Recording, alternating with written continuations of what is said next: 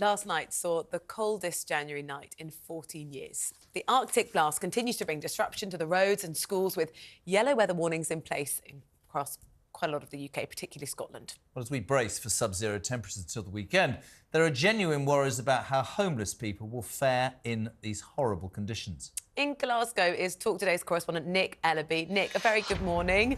It's clearly cold, and for some people that is obviously cause of concern. People need looking after.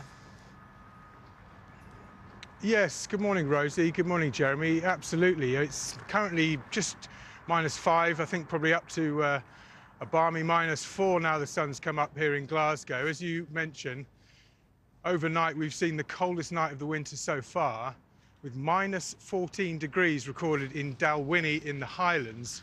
Now, that's almost the coldest night we've seen for some 14 years. And as you mentioned, people who are on the streets in this weather, you know, this is seriously dangerous stuff. What we're seeing is that Arctic wind coming from the north, and that's keeping those temperatures very cold this week, right up until the weekend. In terms of the snow at the moment in Scotland, it's still the northern areas and the northeast around Aberdeen that are still seeing significant snowfalls. I expect more schools in that area to be closed today. We've seen over 100 schools closed across Scotland yesterday, and probably more today. But here at the moment, certainly in Glasgow and Edinburgh and that central belt of Scotland, it's the sheet ice that's the problem. I mean, we took 20 minutes de-icing our car this morning, and then in the 15 minutes it took to us get sorted and get back in the car, the windscreen had actually iced over again. So we spent probably 40 minutes trying to get it sorted before we got on the road.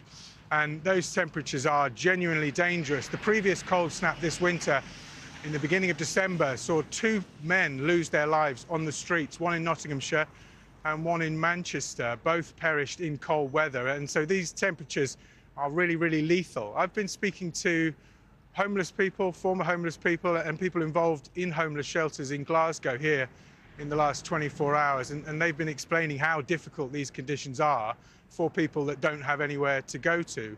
And we spoke to a guy called Jamie White, who himself was on the streets for 20 years and is now a volunteer in the outreach programme at Glasgow City Mission, just around the corner from here, helping other people get off the streets and using his lived experience to tell people that there is hope and they can turn their lives around. And I asked him, what is it like spending a night on the streets in these freezing temperatures? And this is what he told me. Streets can be rough in Glasgow, so just in time with the coldness and then people running about, just existing, basically. Just existing, and they're trying to run about and stand on top of each other. It can be dangerous, very dangerous. Jamie told me it's really unimaginable spending time on the streets in this weather overnight looking for somewhere to go. He struggled to put it in words himself. We also spoke to the head of marketing and fundraising as well at Glasgow City Mission, which has been going for 198 years helping people off the streets in Glasgow, a guy called Jack Geddes. And I asked him about the challenges of his work in this kind of weather. With this particular cold snap, where it has gone below zero, we've put on extra shifts for 4 days to cover the extra 2-3 hours. We were closing at 6 a.m, the overnight welcome centre. It's now open so that when our day team comes in to do the daytime work, that folks have still got shelter until they come in. So I've also found out there is actually only currently 30 people sleeping rough on the streets of Glasgow, which is, you know, fewer than you might imagine, but that's thanks to the good work of charities like Glasgow City Mission. But that number 30 is up from 7 just 18 months ago, so that's quadruple in 18 months. So, you know, still 30 too many.